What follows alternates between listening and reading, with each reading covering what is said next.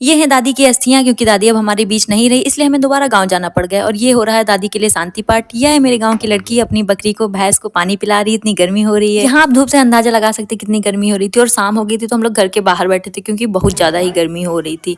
और यहाँ ये नंद भाभी आपस में खेलती रहती है, ऐसा लगता है जैसे बेस्ट फ्रेंड। क्या आपके घर में भी नंद भाभी का ऐसा ही रिश्ता है? और रात हो गई थी तो खाना की तैयारी जोरों शोरों से चल रही थी। हमने भी खाना खा लिया। फिर सुबह होते हम चल दिए दादी की अस्थियों का विसर्जन करने पास की कल्याणी नदी में। पहाड़ों से नीचे उतरने में काफी मशक्कत करने के बाद नदी दिखी। व्यू देखिए यहाँ का कितना बेहतरीन लग रहा है। फिसलकर हम लोग नदी में ना समा जाए, इसलिए चप्पल की जिम्मेदारी हमने चांदनी को दे दी है। और ये लड़की इसमें भी फ्लेक्स कर रही थी।